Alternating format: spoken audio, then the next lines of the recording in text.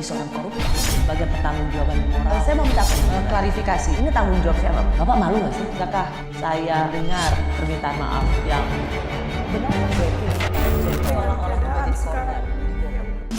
Putusan MK itu adalah putusan kaum tiran yang ingin memaksakan pelanggangan kekuasaan tadi. Apa? Mundur. Yang menentukan jabatan milik Allah, Tuhan Yang Maha Kuasa. Ya. Anwar Usman menolak mundur. Ketua Mahkamah Konstitusi periode 2023-2028 yang juga adik ipar Presiden Jokowi ini menerima pengaduan yang paling banyak, yakni 18 laporan. Mayoritas mempersoalkan dugaan konflik kepentingan dalam menangani uji materi perkara 90 yang diduga untuk memuluskan jalan politik Gibran ke arena Pilpres. Apakah ketua majelis dalam perkara 90 itu bisa independen? Karena sangat erat sekali hubungan perkawinan ipar. Kami tidak yakin. Karena hubungan ini membuat seseorang tidak akan bisa independen. Sehingga dalam pengambilan putusan ada dugaan kuat dipengaruhi oleh Bapak Jokowi. Mahkamah Konstitusi menjadi seakan-akan lumpuh, tidak berdaya. Karena apa? Karena diisi oleh aktor-aktor politik yang menjelma di dalam hakim konstitusi. Saya sangat berharap tidak pernah lagi abusive judicial review. Karena abusive judicial review ini merupakan salah satu refleksi dari bagaimana rezim kekuasaan itu mencengkram Mahkamah Konstitusi untuk memperluas dan memperkuat kekuasaannya. Tak cukup dilaporkan belasan guru besar ketatanegaraan dan sejumlah praktisi hukum, buntut dari putusan MK pun mendorong anggota DPR dari fraksi PDI Perjuangan Masinton Pasaribu mengusulkan hak angket pada lembaga yang terbentuk dari hasil reformasi itu. Reformasi 98 jelas memandatkan bagaimana konstitusi harus diamandemen Undang-Undang Dasar itu. Masa jabatan presiden harus dibatasi. Putusan MK bukan lagi berdasar dan berlandas atas kepentingan konstitusi. Putusan MK itu lebih pada putusan kaum tirani. Dan kita harus sadarkan bahwa konstitusi kita sedang diinjak-injak. Namun pada hari ini, rumah Jokowi dikecewakan sama si anak Jokowi yang namanya Gibran. Pada detik ini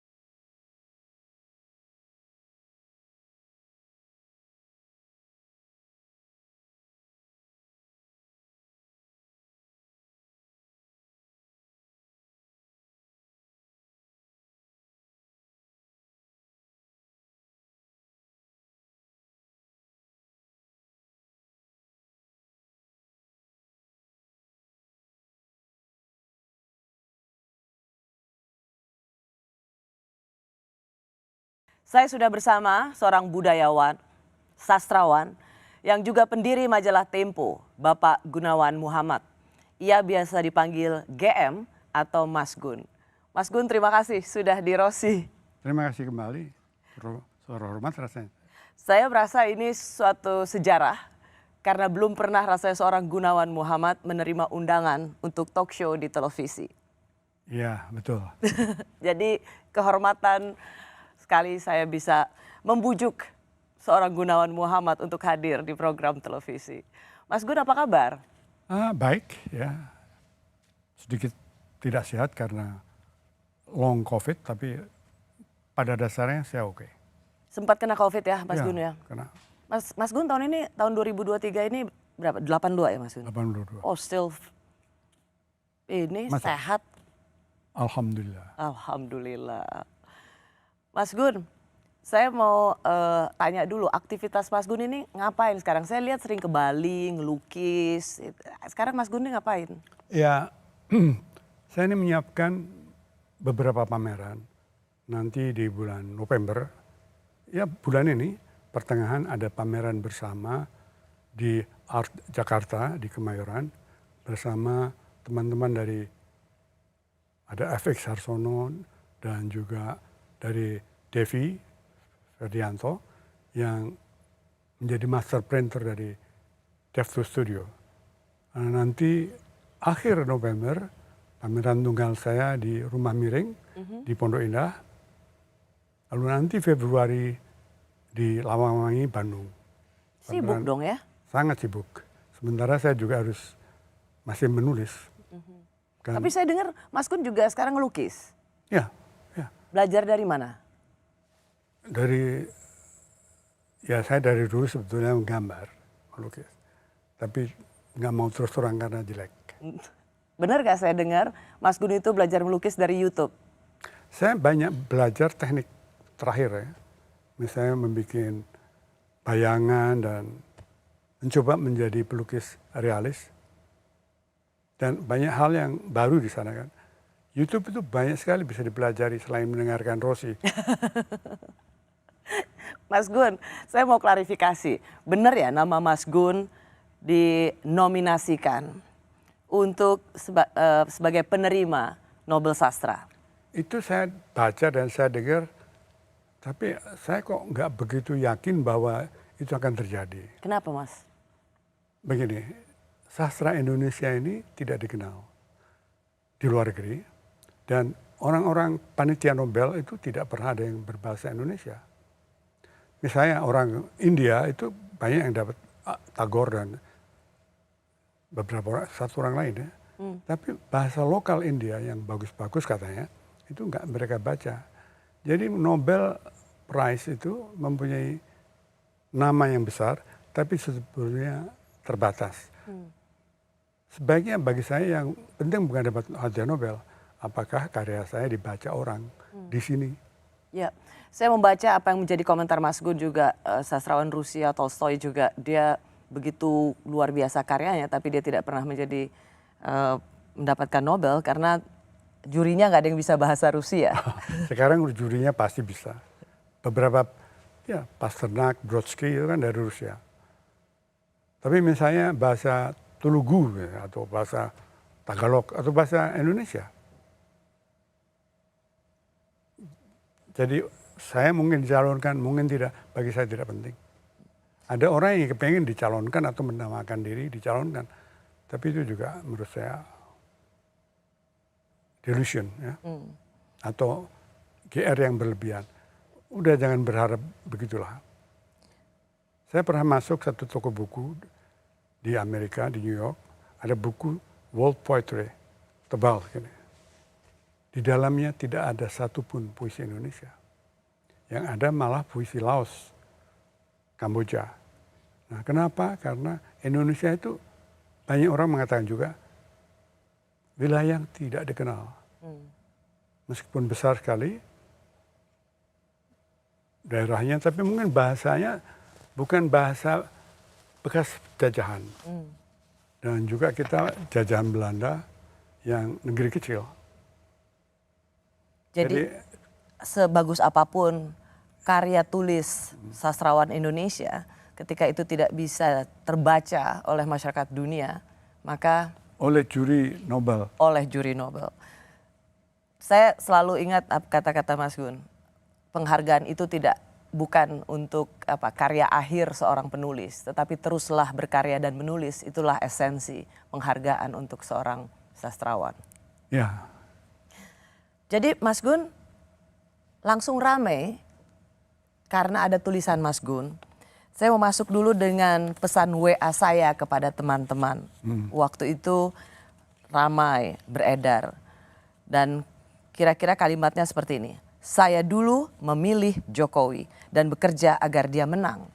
Tapi kini saya merasa dibodohi. Dan seterusnya dan seterusnya. Tadinya saya mau pasif hanya melukis dan menulis atau golput. Tapi yang dipertaruhkan di Pilpres 2024 begitu besar. Sebuah tanah air, nilai-nilai kebajikan dan lain sebagainya. Mudah-mudahan teman-teman bersama saya. Tapi kemudian Mas Gun juga menulis ini bukan tulisan Mas Gun. Saya mau klarifikasi, sebenarnya pesan ini memang secara esensi pesan Mas Gun? Ya itu kata-kata saya ditulis oleh teman lain dan dikirim tidak lengkap. Jadi saya tulis lagi lalu yang kemudian lebih tersiar, lebih panjang kan. Jadi secara esensi ini sungguh-sungguh berasal dari hati seorang Gunawan Muhammad. Benar. Apa yang membuat Mas Gun merasa bahwa sekarang saya merasa dibodohi? Ya, banyak. Sebetulnya teman lain lebih banyak lagi. Tapi saya terakhir adalah mengenai ketika saya kan sangat gembira bahwa Pak Jokowi tidak mencalonkan di term ketiga. Sebab itu yang juga dipilih oleh George Washington sehingga namanya harum dan sistem politik di Amerika menjadi terawat. Tapi ternyata Pak Jokowi menghendaki itu dan yang sekarang dilakukan dengan membawa Gibran ke calon wakil presiden adalah bagian dari desain untuk memperpanjang kekuasaannya. Saya tidak mengatakan bahwa itu dinasti, enggak, saya tidak berpendapat begitu. Tapi saya berpendapat bahwa dia akan memperpanjang kekuasaannya dengan by proxy. Jadi yang jadi presiden Prabowo dan di situ ada Gibran yang dia kendalikan. Nah kemudian problemnya adalah pertanggungan jawab konstitusinya gimana. Lagi pula sebagus-bagusnya seorang presiden tentu ada pekerjaan yang tidak selesai. Dan itu biarkan orang lain yang mengerjakan. Biarkan orang lain yang mengerjakan. Ya, karena kita ini kan terbatas. Dan kadang-kadang yang melanjutkan tuh lebih baik. Pengalaman saya. Saya kan pendiri majalah Tempo, sekarang pensiun. Sudah lama saya pensiun sebetulnya. Bahkan ketika Tempo dibredel oleh Soeharto, saya bukan lagi pemain redaksi waktu itu. Saya sudah mundur. Karena sudah lama saya menyiapkan untuk mundur. Supaya yang datang yang baru. Dan ternyata memang benar ketika ada disruption teknologi, generasi yang baru dari Bambang Harimurti sampai sekarang itu jauh lebih bagus dari saya. Kalau saya memimpin sekarang mungkin saya nggak sanggup. Mengapa regenerasi yang diturunkan kepada putranya yaitu Gibran tidak diapresiasi oleh Mas Gun? Karena tidak dari bawah. Kan bagusnya Jokowi dari bawah. Dilatih dulu di dalam pengalaman yang luas. Seandainya Gibran mula-mula masuk ke dalam jadi gubernur, jadi menteri atau jadi suatu wilayah yang lebih luas. Lalu diuji dalam pertarungan konflik politik dan lulus itu akan lebih bagus. Tapi keras kata-kata Mas Gun. Dan kini saya merasa dibodohi. Ya, keras dan tidak itu relatif. Tapi saya merasa kecewa dan saya agak sedih. Mungkin lebih banyak sedih daripada tidak. Melihat apa yang dilakukan Presiden Jokowi, ya kan, yang Anda dukung dulu? Ya. Karena kan saya ingin Indonesia ini punya tauladan ya.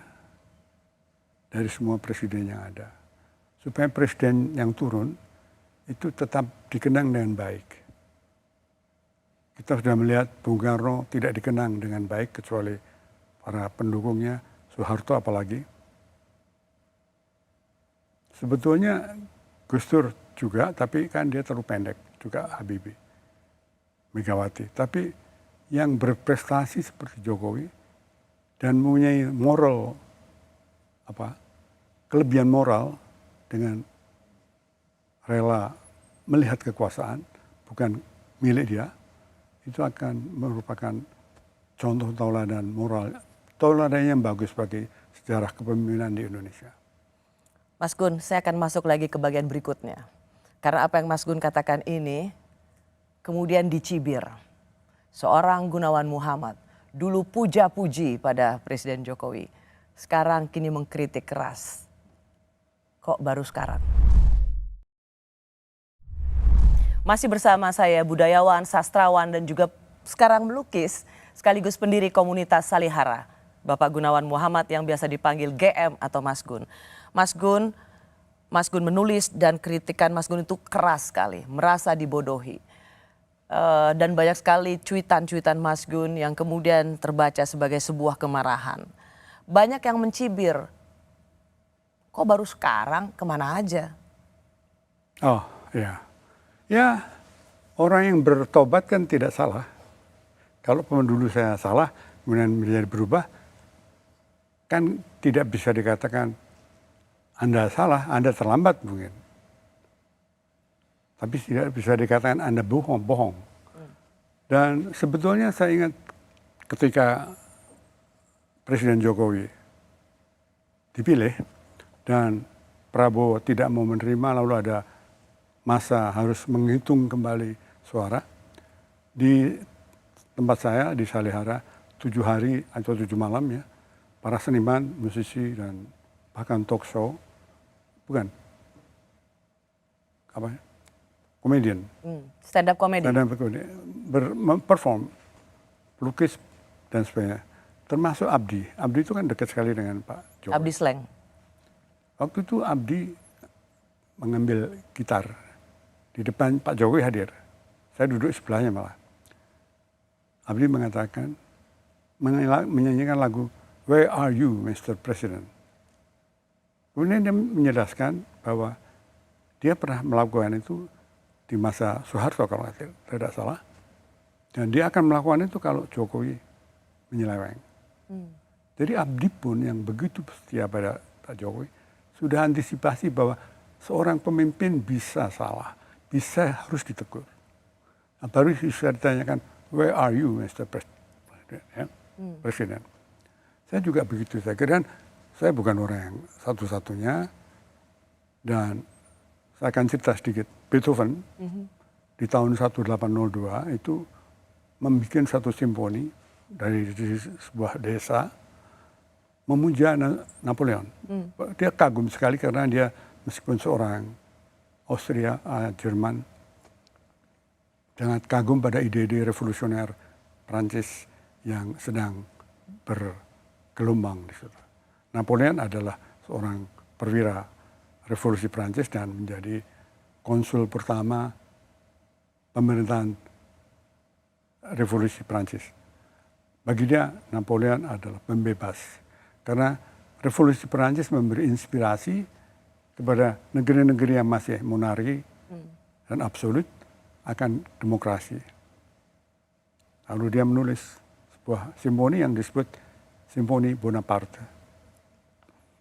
2 tahun mungkin 2 bulan ya, 1804, 2 tahun kemudian dia diberitahu bahwa Napoleon mengangkat dirinya sendiri menjadi maharaja. Beethoven marah sekali, dia coret itu naskahnya, nama Bonaparte dari sana. Dia kecewa. Dalam sejarah kekecewaan sering terjadi. Dan apakah dengan demikian kita harus menuntut mengapa dulu kamu kok memuja Napoleon? Yang penting mengapa dia sekarang tidak memuja Napoleon? Apakah alarm atau daya kritis itu dulu memang terbutakan melihat kepemimpinan seseorang misalnya? Karena Mas Gun sendiri pendiri majalah Tempo. Tempo di 2014 juga memiliki cover yang dan mendeklar mendukung Jokowi. Tetapi kan juga kemudian Tempo sangat kritis. Mas Gun sendiri tetap mendukung Presiden Jokowi. Apakah Mas Gun ingin mengakui bahwa Mas Gun telah membabi buta memberikan dukungan pada seorang Presiden Jokowi atau cek kosong? Saya nggak pernah memberi cek kosong. Cek kosong itu maksudnya blank check kan. Kalau cek kosong nggak ada isinya. Blank check yang bisa diisi apa saja. Saya tidak pernah. Karena saya tahu bahwa pengalaman kan, power corrupts. Kekuasaan itu mudah sekali menggerogoti jiwa seorang. Dan itu selalu harus ada cadangan. Jangan all out. Tapi saya memang tidak mau memaki-maki begitu saja setiap tindakan. Dan melupakan apa yang dilakukan oleh Jokowi. Ada satu pesan dari seorang TKI dari Taiwan. Baru-baru ini saya baca. Dia mengatakan, saya tetap menganggap Pak Jokowi berjasa dan baik. Tapi saya tidak mau disuruh oleh dia untuk memilih Prabowo. Bagi saya itu mengharukan. Karena itu semacam pendidikan politik bagi kita-kita yang intelektual ini yang menganggap bahwa harus ada all out, hitam atau putih. Nanti saya ceritakan soal hitam atau putih ini. Tapi hendaknya kita juga jangan mengabaikan jasa seorang. Saya tahu, Anda tahu bahwa saya melawan Soeharto. Tapi saya tidak akan mengelupakan bahwa Soeharto juga yang membuat keluarga berencana sehingga kita dapat bonus demografi. Soeharto juga yang membuat kita bisa berkomunikasi dengan handphone, dengan satelit.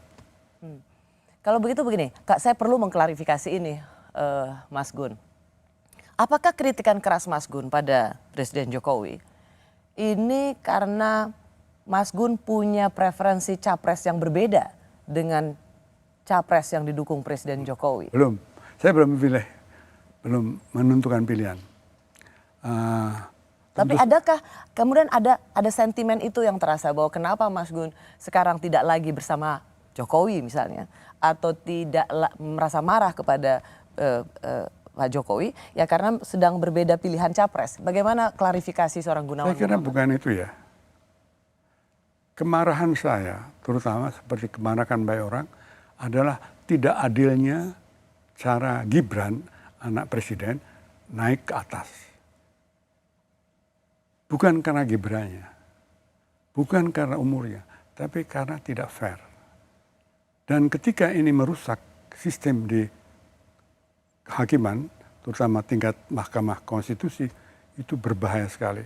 Karena nanti ketika kita membutuhkan mahkamah ini sebagai wasit yang tidak memihak, orang tidak percaya. Dan itu berbahaya sekali bagi suatu konflik yang tidak mungkin, tidak mustahil akan terjadi. Jadi titik poinnya adalah ketika putusan MK, Mas Gun. Karena saya tahu Mas Gun juga mencuit di 17 Oktober yang mengatakan yang kita dapat dari tontonan Mahkamah Konstitusi untuk Gibran adalah kesadaran bahwa kekuasaan buat penguasa bodoh dan takabur. Ya, bahaya loh kalau orang mulai percaya bahwa hukum itu adalah hukum dari yang berkuasa. Meskipun itu ada benarnya, tapi ketika orang tidak lagi melihat hukum yang adil, maka masing-masing membuat hukum. Dan kalau itu terjadi, apa yang kita bayangkan dalam suatu masyarakat? Siapa yang sebenarnya Mas Gun referensikan sebagai penguasa yang bodoh dan takabur? Semua penguasa yang tidak tahu bahwa termasuk hakim konstitusi dan mungkin termasuk Pak Jokowi. Kalau Anda percaya pada seorang Jokowi sebagai yang memberikan harapan di tahun 2014, all out memberikan dukungan padanya. Ketika memilih anaknya atau merestui putranya untuk menjadi wakil presiden, bukankah kalau Jokowi adalah kita, maka pilihan Jokowi juga harus dipercaya sebagai sesuatu yang baik? Mengapa itu tidak ada di dalam diri seorang Gunawan Muhammad? Kalau Pak Jokowi saya percaya, kemudian dia korupsi, saya pasti tidak akan mengikuti dia. Enggak. Jadi memihak pemimpin, mendukung itu selalu harus ada reserve seperti saya katakan. Karena kekuasaan itu mudah sekali menyesatkan. Saya pernah punya berkuasa kecil-kecilan. Saya cari contoh ya, mungkin bisa dicek ke teman-teman di Tempo. Saya waktu itu pemimpin redaksi, hanya soal kecil. Saya masuk kantor, saya lihat satu lukisan miring. Terus saya bilang, ini lukisan kok miring? Seluruh kantor bergerak untuk membetulkan seluruh lukisan. Saya bilang, kan saya tidak mengatakan itu supaya diperbaiki. Jangan-jangan memang lebih baik miring itu atau berut orang itu lebih baik. Bahaya sekali kekuasaan karena seolah ludah kita menjadi api. Nah, maka saya pelan-pelan ingin berhenti dari majalah Tempo waktu sebagai pemimpin redaksi. Ketika menjelang umur 40 saya sudah siapkan. Karena saya melihat bahwa di majalah The Economist, yang menurut saya majalah yang terbagus di dunia, umur 40 sudah berhenti pemimpin redaksi. Nah, waktu itu saya mulai bersama teman-teman menyiapkan orang seperti Bambang Harimurti, Yukbi Hidayat, dan beberapa teman lain untuk dijadikan suatu ketika untuk mengelola ruang redaksi. Untuk menjadi pemimpin redaksi. Ya.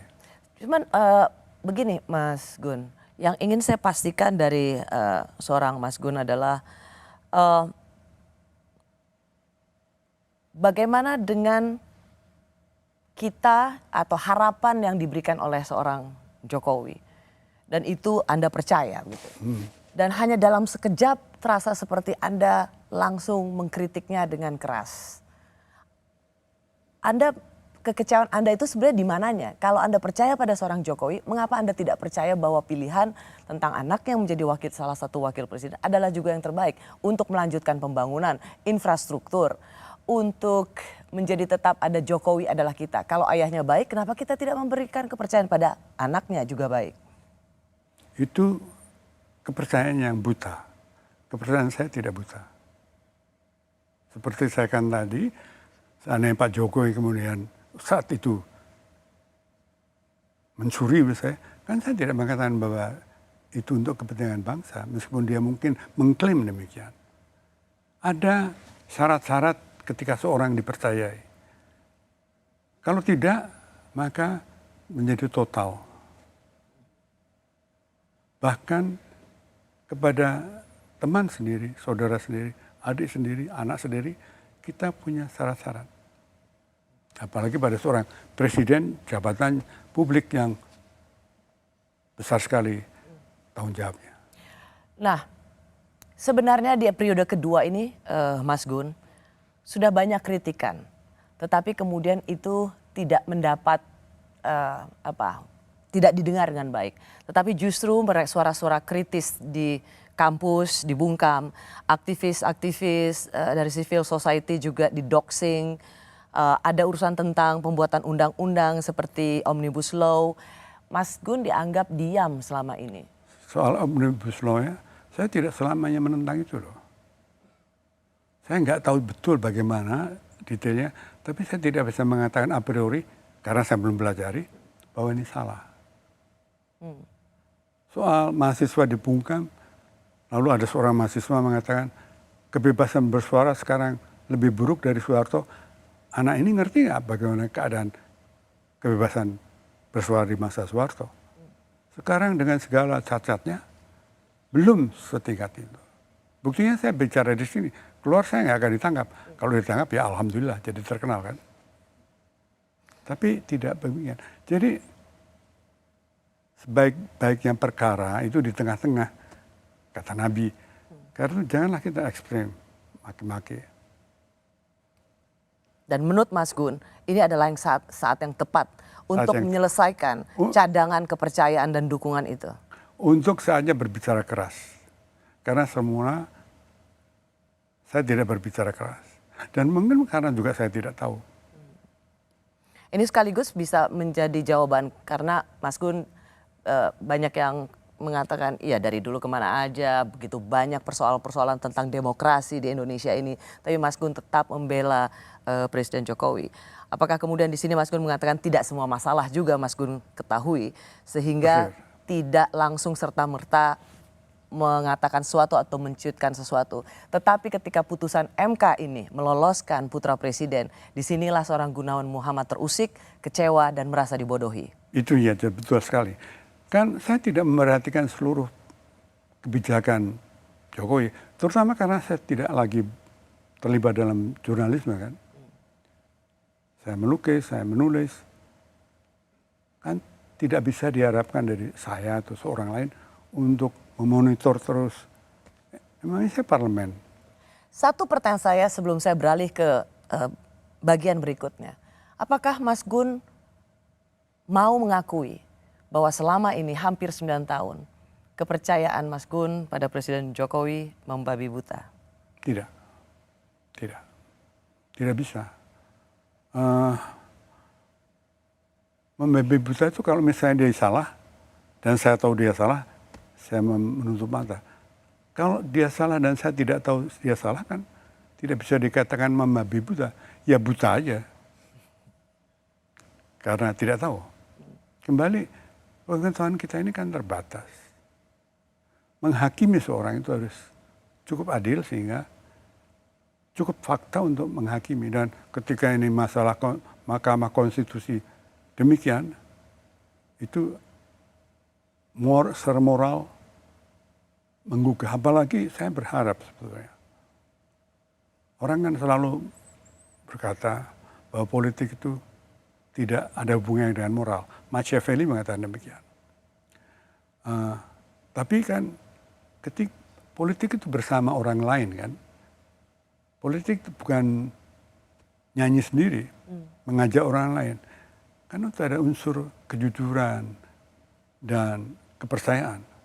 Masalah moral, ada nilai-nilai bersama yang harus ditaati, diakui, sehingga tidak saling curiga dan memusuhi. Itulah politik ya, dalam arti yang benar. Tapi itulah yang menjadi prinsip seorang Gunawan, Mas Gun membela atau memberikan dukungan pada Pak Jokowi. Ada prasangka baik waktu itu. Ya, demokrasi itu mengandung prasangka baik. Begini, ada seorang teolog Amerika yang mengatakan kapasitas manusia untuk berbuat adil menyebabkan demokrasi tidak mustahil, mungkin. Tapi kecenderungan manusia untuk tidak adil menyebabkan demokrasi perlu. Nah, kita harus melihat bahwa pada mulanya adalah kepercayaan. Kalau nanti kepercayaan ini tidak ada lagi, ya kita harus menggunakan hak-hak untuk menuntut. Dan itulah demokrasi bekerja juga. Demokrasi tanpa kepercayaan, sebagaimana masyarakat tanpa kepercayaan itu susah. Baik. Ada yang disebut modal sosial. Kalau presentasi kepercayaan Anda pada Presiden Jokowi yang Anda dukung, berapa persen sekarang? Sekarang mungkin 30%. Saya masih bersama budayawan Gunawan Muhammad. Ia juga peraih The Japan Foundation Award 2022 lalu karena aktif mempromosikan persahabatan internasional melalui bidang akademik, seni, dan budaya. Ia juga sebagai pendiri majalah Tempo dan juga komunitas Salihara. Mas Gun, boleh ceritakan nggak bagaimana suasana hati Mas Gun menulis surat yang begitu keras tentang merasa dibodohi, kecewa dan sedih? Ya sangat berat sekali. Bukan karena saya memuja Jokowi, karena mengharapkan sebenarnya Indonesia punya pemimpin yang bisa diandalkan kata-katanya. Negeri ini kan banyak sekali traumanya. Dari sejak, dan saya mengalami, yang tidak dialami banyak teman yang kebetulan lebih muda. Pergantian politik 65 yang sangat berdarah. Kebetulan saya di luar negeri, tapi saya kan tahu. Kemudian Soeharto, perlawanan kami terhadap Soeharto, penculikan, lalu kemudian gejolak-gejolak yang lain, kerusuhan rasial, kekerasan-kekerasan lain terhadap minoritas. itu kan banyak sekali trauma. Kan itu perlu suatu dasar kepercayaan bersama supaya jangan lagi terulang. Jadi ketika itu saya lihat Pak Jokowi nggak bisa saya pegang lagi dan saya tidak melihat ada pemimpin lain saat itu ya, dan saya nggak sampai sekarang belum lihat, saya sedih loh. Saya ini dari kecil disuruh berharap. Tanah air itu kan nasib ya, tapi juga amanah. Nasib kita kan nggak bisa kita merasa, kita tidak ditakdirkan menjadi orang Manchuria, Indonesia. Bukan permintaan kita, bukan milih. Tapi juga amanah, karena begitu ada di tengah, kita harus membuat ini selamat.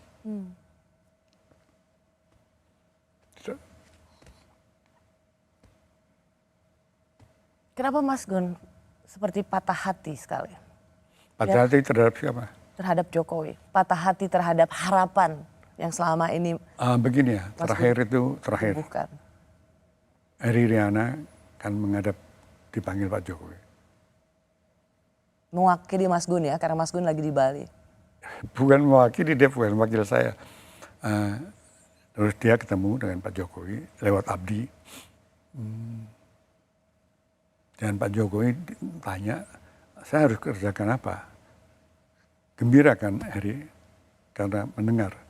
Kata Eri, kan begini aja Pak, kalau nanti MK sudah memutuskan atau akan memutuskan bahwa Gibran lolos, Bapak beritahu Gibran, jangan maju, kamu kembali aja ke Solo dan kembali Tetap jadi wali kota. Dan tetap kembali pada PDIP. Pak Jokowi bilang, kata Eri ya catat ya Mas Pratik waktu ada.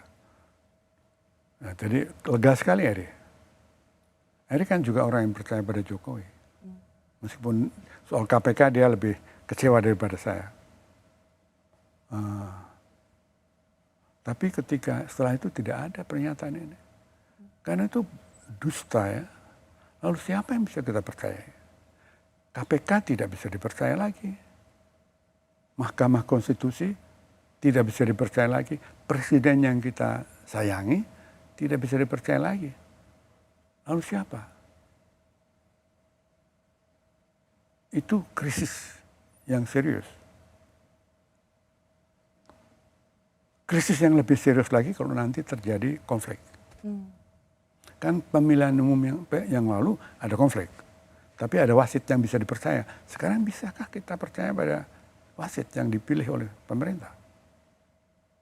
Kalau tidak ada wasit, sepak bola aja bertengkar, berkelahi. Apalagi ini. Apakah itu tidak merusak? Apakah kita itu tidak menyebabkan generasi muda yang mau berpolitik, yang harus berpolitik, mengatakan bahwa politik itu hanya tipu menipu, bukan pengabdian. Ada dua macam politik dalam sejarah kita.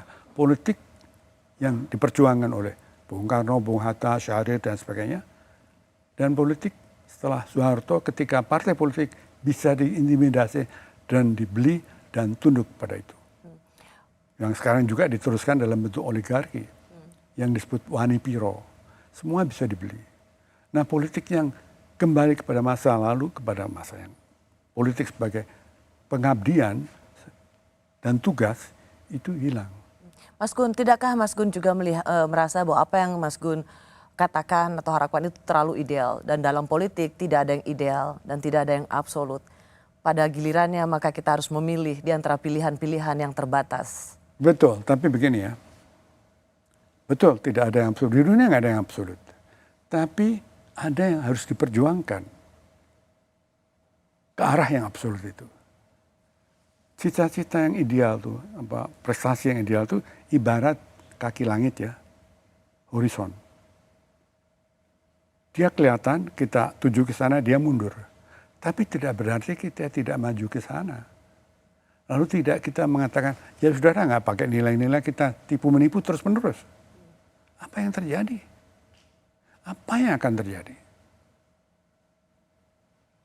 Kalau wakil rakyat kemudian tidak mau jujur kepada pemilihnya. Bukankah kekaguman para pendukung Presiden Jokowi adalah karena dia jujur, sederhana, tidak mementingkan kepentingan bangsa dan negara, berani. Dan Presiden Jokowi sendiri mengatakan bahwa pemimpin ke depan harus berani, punya nyali, melanjutkan program-program pembangunan, hilirisasi dan lain sebagainya. Bukankah untuk kepentingan yang lebih besar ini, Mas Gun juga perlu mengorbankan baperannya Mas Gun? Saya tidak baper. Kalau saya baper sudah teriak-teriak dari dulu. Tapi tidakkah perlu untuk kepentingan yang lebih besar ada perasaan pendukung yang dikorbankan? Jangan-jangan saya selama ini diem karena menahan untuk kepentingan yang lebih besar. Jangan-jangan. Secara instinktif ya. Seperti misalnya KPK. Kan kita meminta KPK diperkuat. Pak Jokowi janji ya tidak terjadi. Beberapa teman udah patharang lah. Saya tidak. Karena kemudian ada perkembangan lain yang mudah-mudahan ini baik. Jadi kalau dalam bahasa Inggris, give him the benefit of doubt. Of the doubt. Nah kembali ini adalah masalah selera moral orang. Saya cenderung percaya pada orang. Kalau saya ditipu ya ditipu. Tapi kecenderungan ini tidak bisa hilang dengan begitu saja. Capek kalau kita harus paranoia terus menerus. Masyarakat yang hanya mencurigai satu sama lain, itu masyarakat yang sakit. Karena memang saya di antara semua tweetnya Mas Gun, saya melihat tweet Mas Gun yang ini keras sekali. Saya mau mengatakan, mau membacakannya. Bersangka baik kepada seseorang itu bisa salah, bisa naif, bahkan bisa bodoh. Orang yang kita sangka baik ternyata bisa culas dan hianat. Tapi sangka baik adalah dasar ketentraman sosial. Kita tidak bisa hidup dengan saling curiga. Maka terkutuklah orang yang menciderai kepercayaan dan sangka baik orang banyak. Keras sekali, Mas Gun. Kalau mengutuk orang yang merusak dasar-dasar masyarakat, ya kutukan itu apalagi dari seorang manusia seperti saya, nggak berat lah. Kalau kutukan dari Tuhan, ya, celaka. Tapi harus saya mengutuk. Karena yang rusak itu dasar loh, dasar. Di dalam satu rumah, kita tidak percaya lagi pada saudara-saudara kita. Nah, bagaimana? Ketika kita percaya misalnya di satu kantor, ini biasa ya, kantor lah. Pada seorang dan seorang itu mengkhianati, dan semua orang lalu rusak karena tidak ada lagi kepercayaan pada orang baik, itu kan jahat. Percaya bahwa manusia baik itu rasa terima kasih pada Tuhan. Kalau begitu saya mau tanya sekali lagi Mas Gun. Kenapa tidak memberikan percaya sekali lagi kepada Jokowi yang merestui anaknya sebagai wakil presiden, sebagai jalan kebaikan untuk Indonesia? Kalau anaknya qualified, terbukti qualified, kalau anaknya melalui jalan kompetisi yang terbuka, kalau anaknya kemudian berprestasi dalam seperti diharapkan, silakan. Saya nggak keberatan.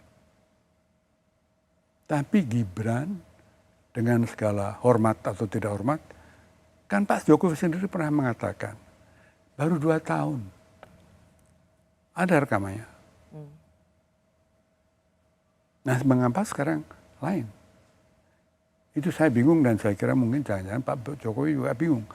Mungkin menjelang akhir jabatannya dia agak kehilangan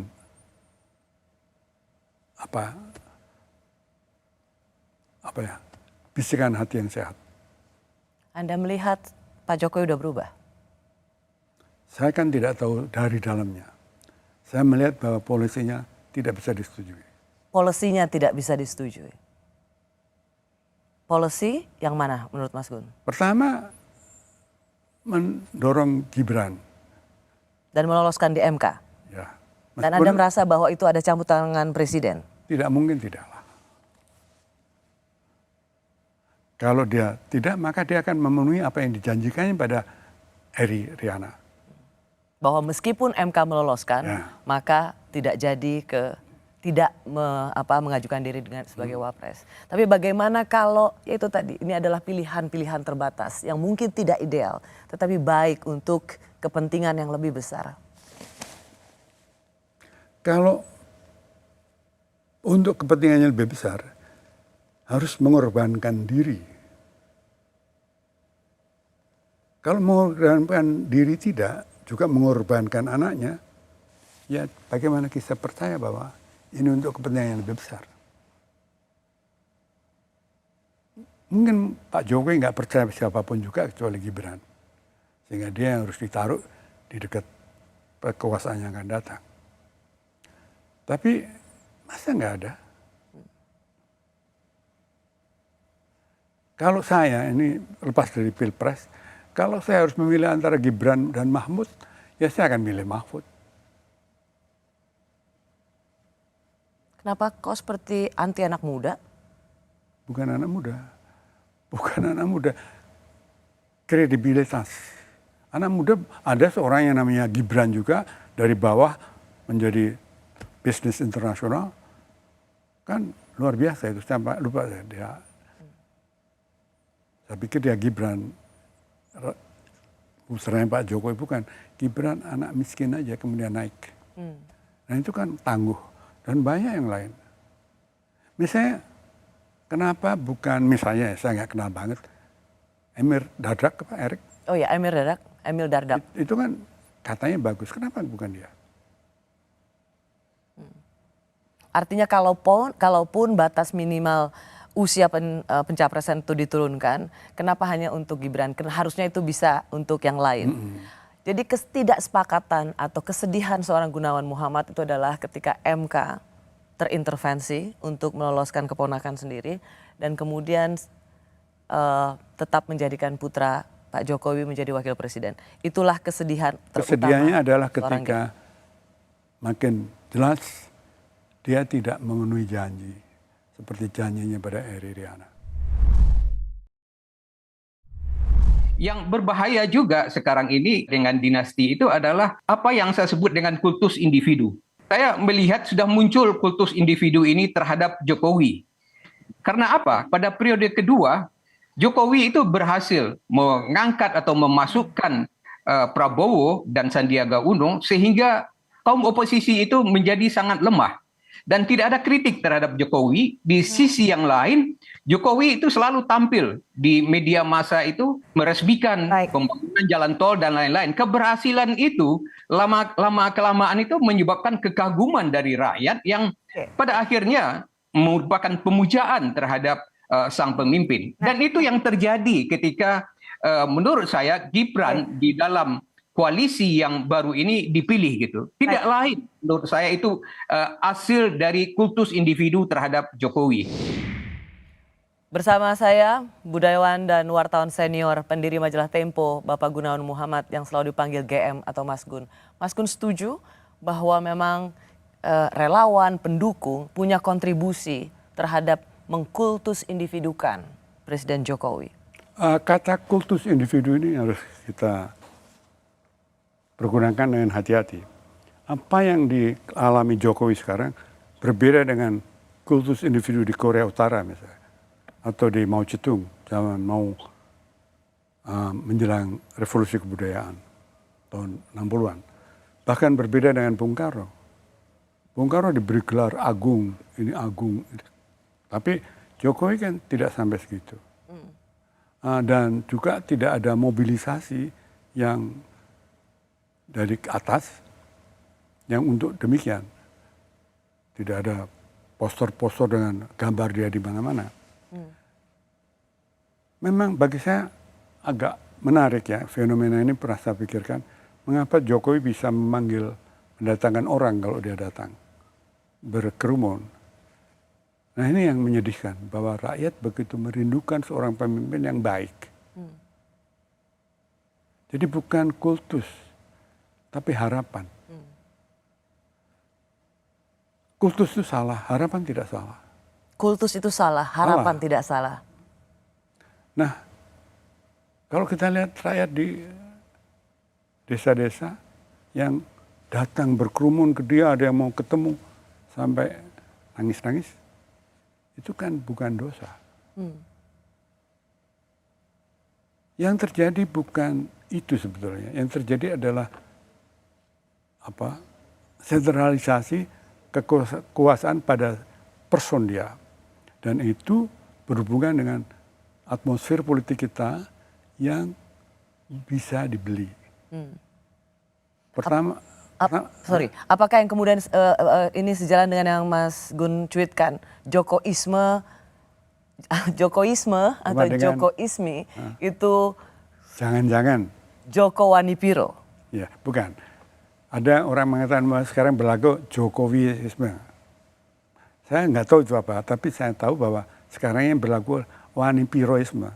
Jangan-jangan Jokowiisme sudah berkembang menjadi Wanipiroisme. Jadi mungkin yang pemusatan kekuasaan pada diri Pak Jokowi itu terjadi juga karena kesetiaan, dukungan bisa dibeli dengan beli segala macam resources. Masukkan dalam koalisi, belum uang, belum jabatan lain. Itu yang terjadi sekarang dan itu menyebabkan saya sedih sekali karena politik menjadi jual beli. Mas Gun kan seorang budayawan, sastrawan, politik juga bagian turunan lah dari budaya. Karena disitulah sesungguhnya nalar kritis, berpikir bebas. Mas Gun pernah ikut terlibat dalam membidani Partai Amanat Nasional sebagai partai yang diidentikan dengan Partai Reformasi. Tapi kemudian Mas Gun kecewa juga.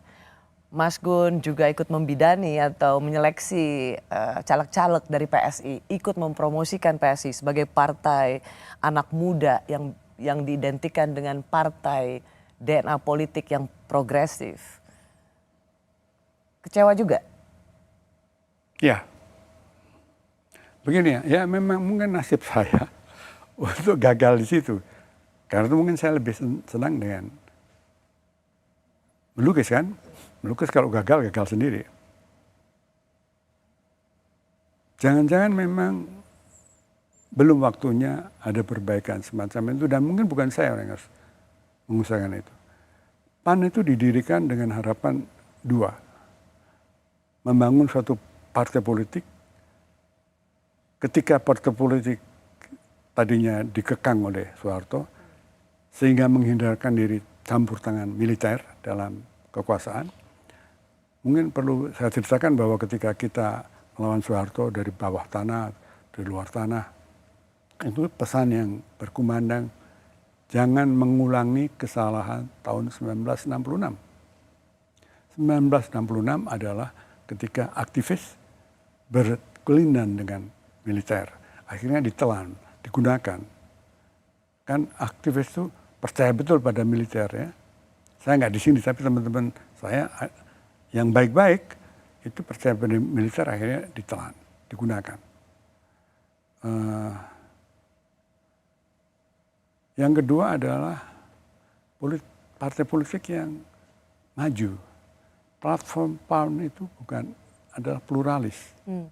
Bahkan menganjurkan desentralisasi. Waktu itu? Ya. Jadi progresif sekali, tapi kemudian dibajak oleh saya kira karena kalah ya dalam Pilpres itu oleh PDIP, Amin Rais berpikir dua kali. Amin Rais tadinya saya kira sepaham dengan saya, dengan kami bukan saja, banyak yang membuat platform PAN itu banyak yang lebih muda dari saya dan dia setuju, tapi kemudian berubah. Lalu pelan-pelan berubah sama sekali dan Amin Rais makin lama makin aneh. Dan sudah goodbye. PSI saya memang mengharapkan partai ini.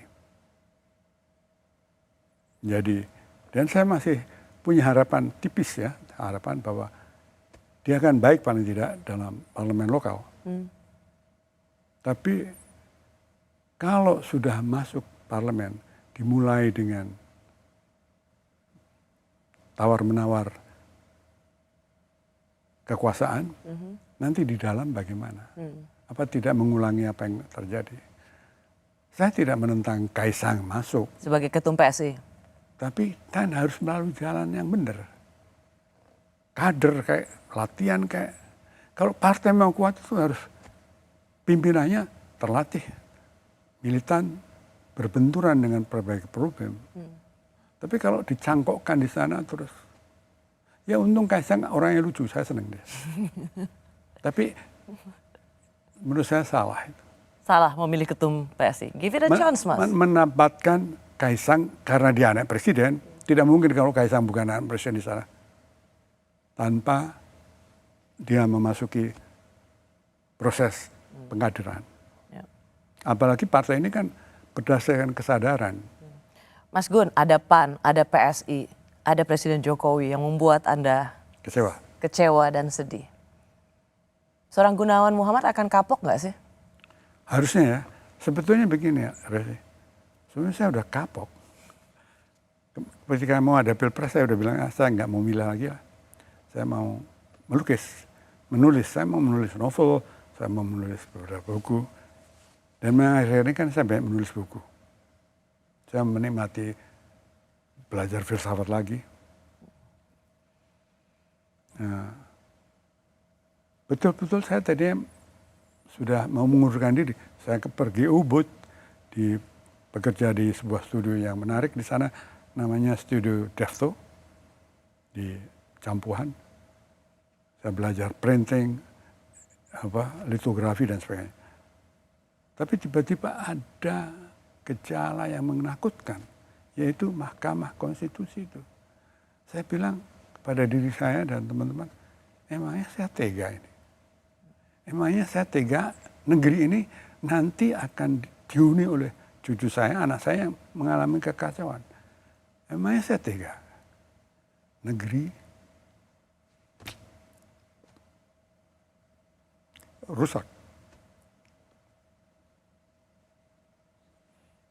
Bapak saya kan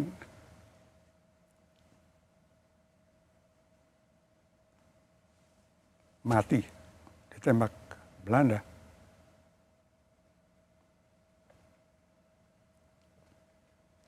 Dengan harapan. Jadi makanya saya harus ikut lari di sini.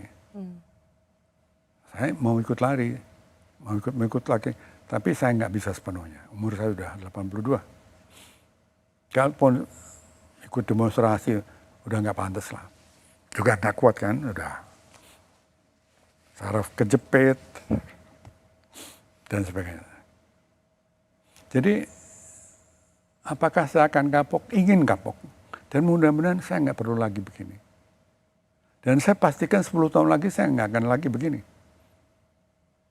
10 tahun lagi kan saya nggak di sini. Belum tentu. Ya mungkin di Amerika. Tapi enggak jangan. Panjang umur Mas Gun. Insya Allah. Mas Gun, sesungguhnya kesedihan Mas Gun itu jadi ini tentang sebuah harapan yang kemudian dirasakan oleh Mas Gun dan banyak orang lain seperti dikhianati. Dan ini bisa menjadi apatisme Ya. bagi politik ke depan. Politik harapan itu akan mendapat cibiran. Nanti juga Sama saja. sama saja. Mas Gun dalam tulisannya tetap mengatakan, saya cemas tapi saya punya harap. Memangnya masih ada harapan Mas Gun? Begini, saya ini punya pedoman begini. Orang yang optimis dan orang yang pesimis itu sama. Yaitu angkuh, tahu masa depan kayak apa. Saya ini lebih suka mengutip seorang penyair Cina, Lu Xun namanya. Dia mengatakan bahwa harapan itu seperti jalan di hutan.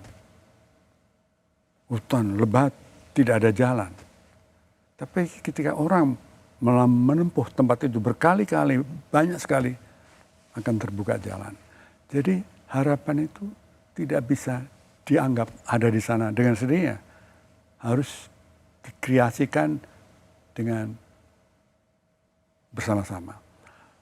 Mungkin tidak akan tercapai sepenuhnya karena ya manusia membuat sejarah, tapi tidak selamanya, tidak pernah sesuai dengan yang dikehendakinya.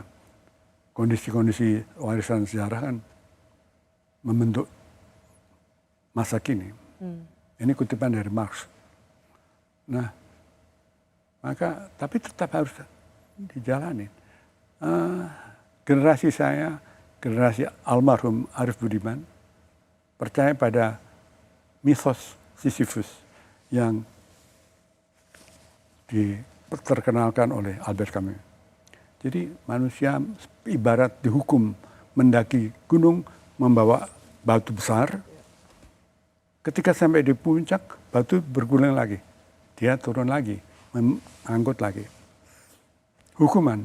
Tapi kemudian dia berdamai atau bukan berdamai. Kemudian dia tahu bahwa ini adalah sesuatu yang bisa dicintainya. Takdir yang semacam ini bukan nista. Kalaupun gagal, nilainya berharga. Kalaupun kita hancur dan kalah, kita tetap memperjuangkan yang mulia. Itu berharga. Tidak ada yang sia-sia dari sebuah perjuangan dengan sebaik-baiknya. Insya Allah. Terima kasih Mas Gun. Ya maaf, saya kadang-kadang ngomongnya seperti ada air garam di mulut. No, bukan itu. Saya sendiri bisa merasakan. Sesungguhnya Mas Gun itu bukan saja marah, tapi lebih pada sedih. Karena saya tahu setelah Mas Gun mengkritik Pak Jokowi, orang kemudian mengatakan, inilah harga yang harus dibayar oleh seorang pendukung fanatik. Tapi dari pembicaraan ini, Mas Gun mengatakan, tidak ada yang salah dengan prasangka yang baik. Ya. Tetapi jahatlah mereka yang menyalahgunakan prasangka itu. Tepat sekali harus. Terima kasih. Jangan merasa bersalah, Mas Gun. Saya merasa bersalah kalau saya membiarkan hal-hal yang tidak berbahaya, yang berbahaya bagi generasi yang akan datang. Masih ada harapan. Ya, dibikin harapan. Terima kasih Mas Gun, terima kasih sekali lagi. Ini sebuah pengalaman yang luar biasa bagi penonton televisi, terutama Kompas TV.